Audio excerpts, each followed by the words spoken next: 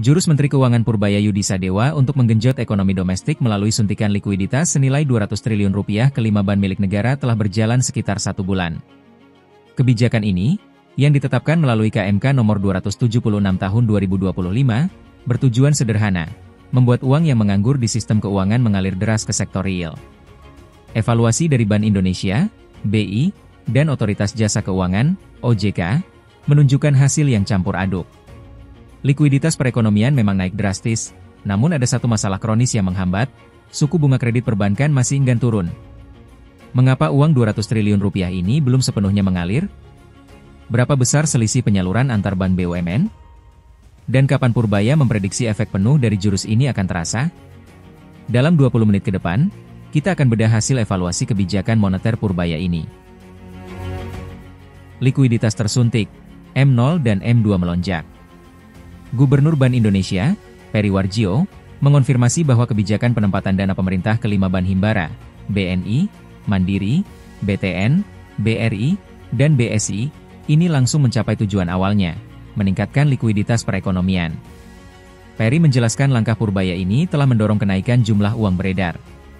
Uang primer, M0 adjusted uang primer tumbuh 18,58%, year-on-year, pada September 2025, angka yang jauh lebih tinggi dibandingkan M0 tanpa penyesuaian.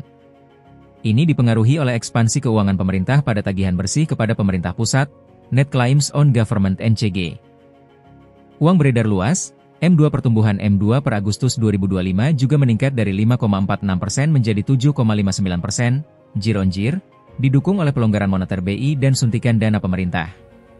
Secara teori, dengan likuiditas melimpah, bank seharusnya berlomba-lomba menyalurkan kredit agar uangnya tidak menganggur. Kendala kronis, bunga kredit, COBOL, dan wait and see. Disinilah masalahnya muncul. Meskipun likuiditas melimpah, Peri Warjio menekankan bahwa upaya perbankan dalam menyalurkan kredit masih sangat lambat karena suku bunga kredit masih relatif tinggi. Perhatikan perbandingannya. BI rate, turun 150 basis poin, BPS. Bunga deposito 1 bulan, hanya turun 29 BPS. Bunga kredit perbankan, hanya turun 15 BPS, dari 9,20% menjadi 9,05% per September 2025. Perbankan menahan penurunan bunga deposito, terutama karena praktik special rate kepada deposan besar, yang menyulitkan penurunan biaya dana. Akibatnya, bunga kredit juga stagnan. Peri menyebutkan ada 3 alasan utama lambatnya pertumbuhan kredit yang hanya 7,70%. Year-on-year permintaan kredit belum kuat karena pelaku usaha masih wait and see, optimalisasi pembiayaan internal oleh korporasi, dan faktor kunci, suku bunga kredit yang masih relatif tinggi.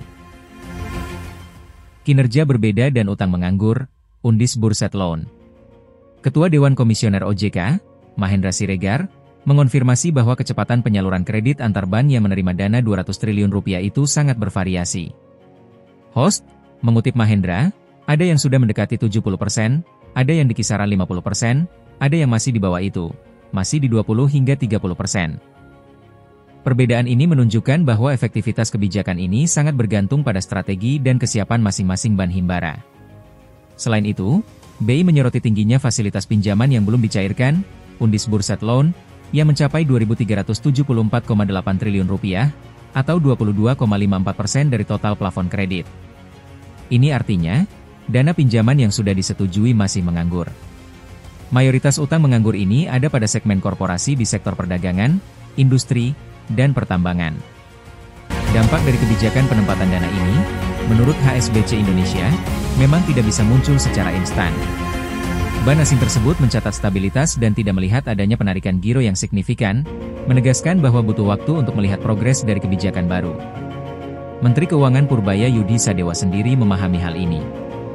Ia menganggap data September 2025 belum mencerminkan full impact karena masih periode awal penempatan dana. Host, mengutip Purbaya, saya pikir nanti Oktober, November, Desember, akhir tahun lah kita lihat seperti apa pertumbuhan kreditnya. Purbaya percaya diri, setelah efek penuh dari dana 200 triliun rupiah ini benar-benar mendorong bank untuk menurunkan suku bunga dan menyalurkan dananya, pertumbuhan laju kredit akan mencapai 2 digit pada akhir 2025. Ia bahkan siap menambah uang di sistem jika dirasa kurang.